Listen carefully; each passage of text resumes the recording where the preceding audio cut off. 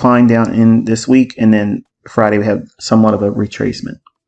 If you've been following my community posts on the YouTube channel, I mentioned this morning that the 12,553 level is too clean. And you can kind of see it in here. Like, look at the high on this candle. It's 12,547, and then here this high is 12,553. So I'm using this as the higher one, but these relative equal highs, that's what I'm looking at. So I'm thinking that it could draw there.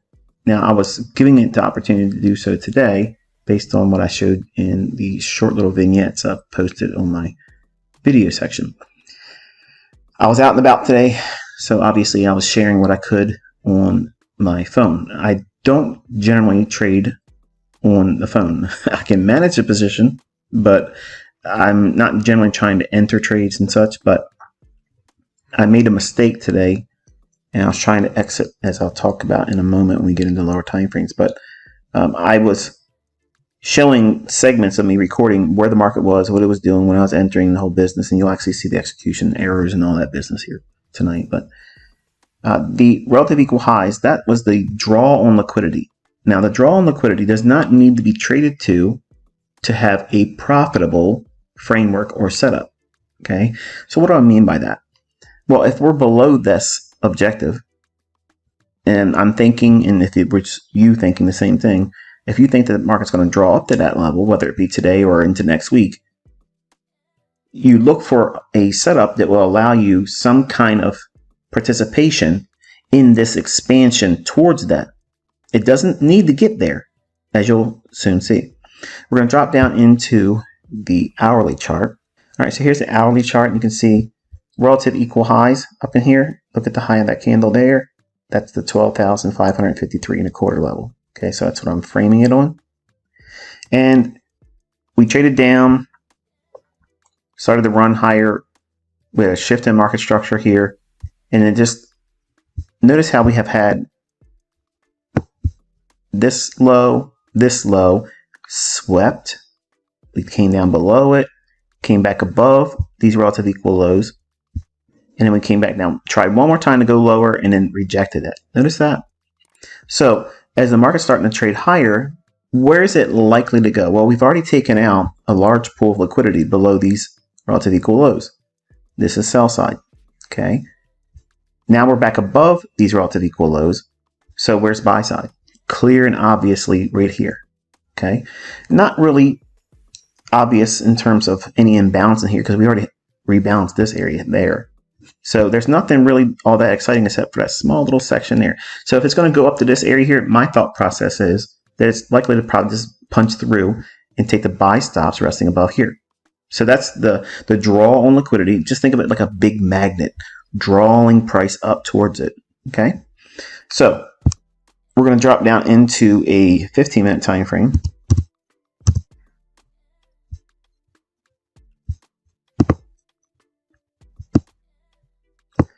All right, so here's the 15-minute time frame, and here's Friday the 13th. You scared? I ain't scared. So we have the market traded here, lower, low, low. So this right here may trip you up, but this right here was the 9:30 in the morning manipulation where it takes out this overnight London low, creates the manipulation idea, then rallies.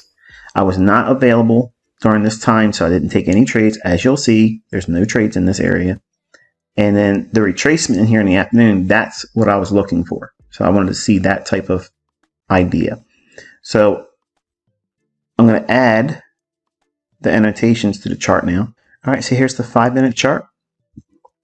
Here's the overnight London lows. 9:30, we run through it, taking out the sell side here, and then it starts to rally. All this rallying up here, I was not able to participate in. The market trades lower down into the range between this low and this high. What is it trading to?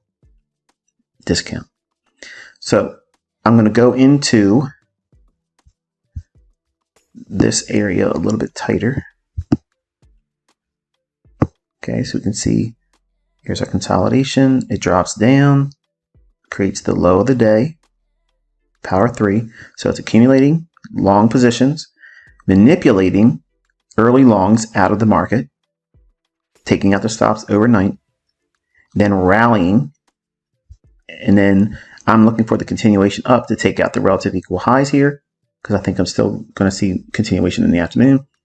So I want to buy this discount market, and I'm going to be buying inside of this fair value gap because it's at or below equilibrium between this low and that high. All right, so I've added the annotations here, and I got to adjust this because my obsessive compulsive disorder is flaring.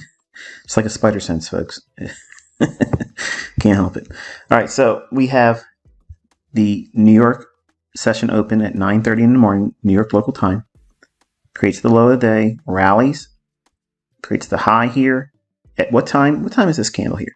It's 12:10. That's that lunch time. Remember I told you it creates usually a retracement of some sort or consolidation. Then it retraces lower. And then here is 1:30, right about there. So at 1:30, the algorithm will start seeking liquidity. If it's going to continue higher, what's it likely to do? Seek sell side. So where's sell side? Well, we have relative equal lows here, but is that a discount from here to here? No. So this dashed line here that's in purple, I have that noted as equilibrium. That's essentially the same thing as if taking the fib from here to here, and that's 50%. Okay, so now we have equilibrium there. The market drops down into equilibrium and then below it into the fair value gap here. This candle's high, this candle's low. That's your imbalance. Fair value gap is here. So the market drops down into it here at 2 o'clock in the afternoon, 2:05, 2:15, 2:20, 2:25, and then displacement. Okay, we'll see this fair value gap on the lower time frames. I'm going to go through and let you see it, but this displacement on the outside is a shift in market structure. In a day that's likely to be bullish, is counter trend to a higher time frame, we're working with the logic that it's probably going to be a retracement because we've been down for a long time now, and most people are probably going to want to get out over the weekend. So the algorithm's going to start squeezing on them to get their positions squared before the close of the Friday. So in this area here, we're going to drop down into a 4-minute chart. Okay, no fair value gap shown here except for this small little area there. Now by itself, that's possible. You get a small little return into it there. I'm not looking at that. Okay, go down into a 3-minute chart. Okay, there's a gap there. Again, you can see that candle right there. That would be fine if that's what you were looking for. And then 2-minute chart. There is. Gotta set my chart back. It's gotta be the way I want it, folks. All right, so we have down closed candles in here, order block, fair value gap. This candle's low. This candle's high. There's our imbalance. Order block. It trades down, drops into that. And I'm going to show you the executions here. So as it's dropping down in here, you can see I have, hover over top of this thing. I bought 36 contracts, and the assumption is we're using a discount broker, something like AMP Futures. I'm not repping AMP Futures, by the way, but they have really, really low margins. So that would be allowed for something with the equity that was used in this example today. These are paper trades, so you guys know for compliance reasons and full disclosure. I'm illustrating execution and theory. Okay. I'm also showing you what I was doing when I was on Twitter, when I did use MT4, which I don't do anymore. I haven't used MT4 in years. Okay. I don't need to have a fake MT4 server to be able to do this. Okay. This is what I was doing, and I was trading it and building it up and building it up and building it up. So in a matter of a week or so, I've taken a $100,000 account, took it to over $300,000. Okay. And you'll see that here in a second. But as it was dropping down, all this candle here, I was buying at the beginning of the fair value gap and about the middle of it. And I was trying to get into the lower portions of it, but it didn't quite get down there. So the fair value gap in this shaded area, that's what's being shown here. Take that off for clarity's sake. And we drop in here. I mentioned in the small little vignette, again, I've done 3 videos today that were basically silent. I put a little bit of a music thing on it just to, I don't know, I was testing it out. I was really disappointed it didn't play the entire time the video was playing, but whatever. The idea was I was showing you that when we went into the order block that it was going to rally up, okay? And it rallied up, and then I took off 10. A small little vignette shows me closing 10 contracts there. And I was looking for it to maybe stage a run up into that 12,553 level that I mentioned on my community posts. Okay. But obviously we were running out of time today, and I messed up on the close of the 20 contracts because I wanted to take off 20 above here, and I tried to put it in as a limit order, but it ended up closing as market. So what I should have done was, and I said this to my private group too, I'm working with TradingView, but I'm used to using actual live platforms. So the things that I can do in other places, I can't necessarily do here. And because I'm doing it on my phone and I was out doing other things, real life. And this is the reason why you don't want to be trading off of your phone. Okay. But anyway, I ended up closing the 20 here. So I didn't get it above that 12,430 level I was trying to aim for. So I missed it there. And then I closed more here and here.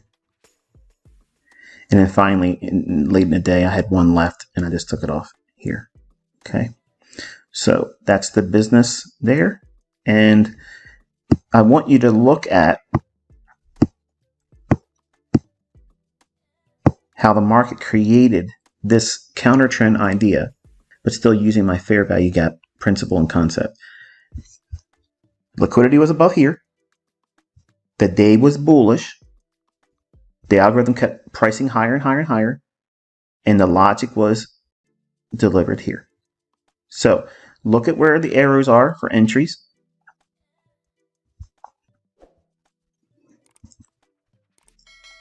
And this was a failure on my part. I didn't get the price I actually wanted.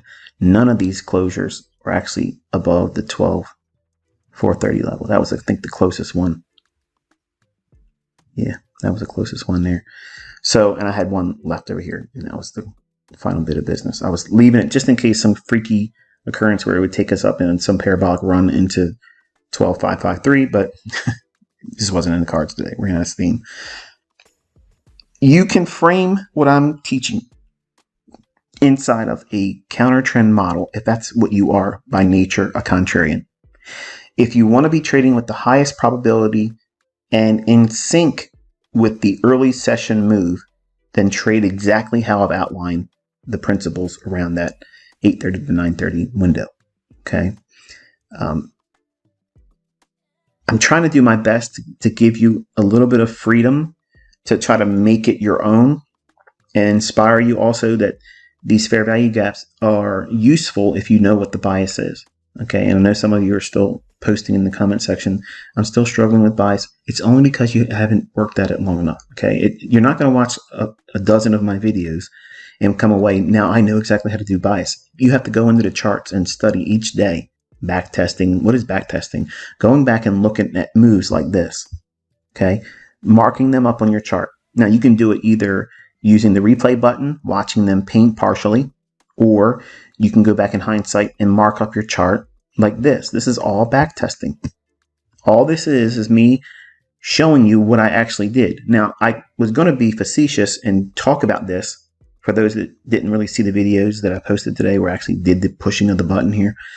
The idea of me seeing it before it happens, that's proof of concept and it's proof of understanding.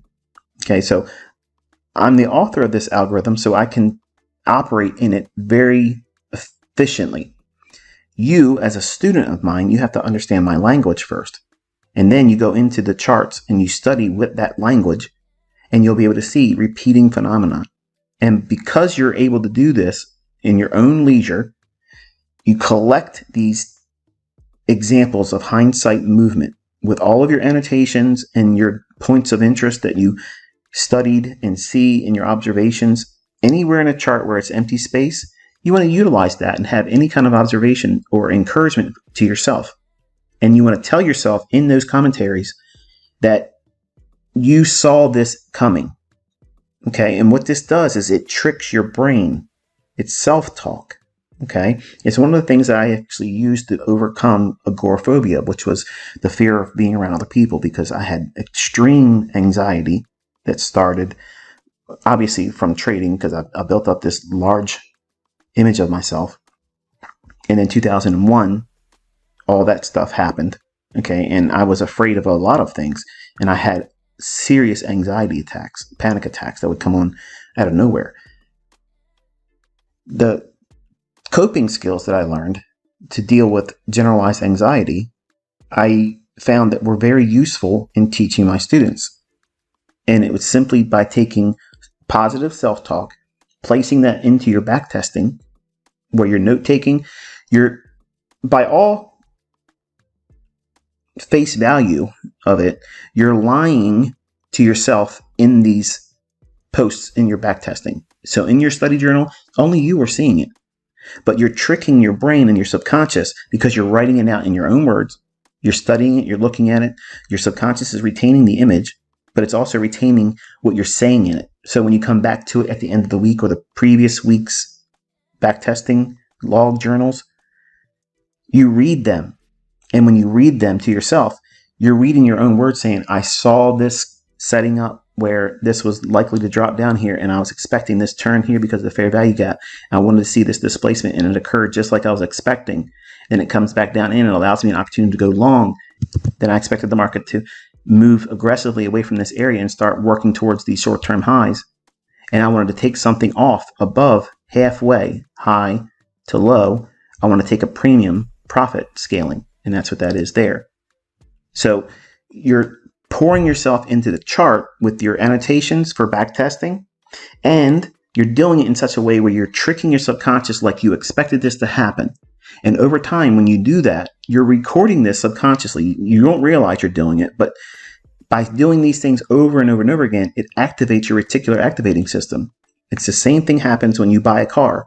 You go out the next day, and all of a sudden, it seems like everybody else bought the same car. The only difference is you've been more sensitive to that because it's more meaningful to you. So these charts will take on that same characteristic when you make them more meaningful to you. How do you do that? You place your personality and your interest in the chart. So everything here, I'm giving you a narrative here. You would do the same thing, just typing it out and putting it in there and then screen capturing it and storing it in your journal, or printing it out and putting it in your journal. Those things over time will start building on your subconscious as pseudo memories. So critics that hear me say this are going to be like, oh, this fraud's telling you to lie to yourself. I'm being honest. You are lying in the chart when you do your annotations for study purposes. You're tricking your brain like you had experience seeing this happen. But because over time you're doing that, your subconscious will retain that. And when you start seeing it live, it will remember, hey, I remember that because I did that before, when you technically really didn't. But then now you have pseudo experience. It sounds strange, like it couldn't possibly work like this, but it does. Our brains are extremely intricate.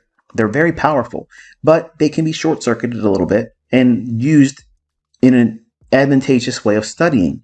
And this is one way I teach my students in mentorship. And this is what I'm trying to suggest that you do for your back testing. All you have to do is look at old moves, study them, annotate your chart. As rich as you want that chart to be, that's what you're doing. You're trying to make it as meaningful to you as you possibly can. And over time, you'll create a measure of pseudo experience that will build upon over time. How much time? I don't know. All of you are going to develop at your own pace, and you're going to arrive at full understanding right on time. So it might be a couple weeks for some of you. It may take a year for others. It may take a little bit longer than that. It depends on what you pour yourself into by doing it. And I'll leave that part up for you. to decide how much effort you're going to put into it. But I wanted to share something today and kind of like answer those individuals that like to say that MT4 rented servers were used and stuff. And I don't need that, folks. I mean, it's not necessary. So let's go over here. And you can see there's 100,000. And there's some red in there, folks. See that? 2 back-to-back losing trades.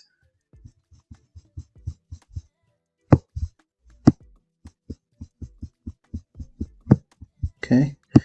And that was the business. Okay, that was since the 6th of this month. 100,000 account to 354,000. Paper trading, obviously, but that's what I was doing on Twitter. All those years, I was showing and showing and showing. And this proves concept. It proves that these things work. I'm looking at live data when I'm doing this. This is actually no delay. You can see there's no D up here. There's no little dot showing you. It's as real can be. Okay. If I can't see these things happening before it happens, it will fail.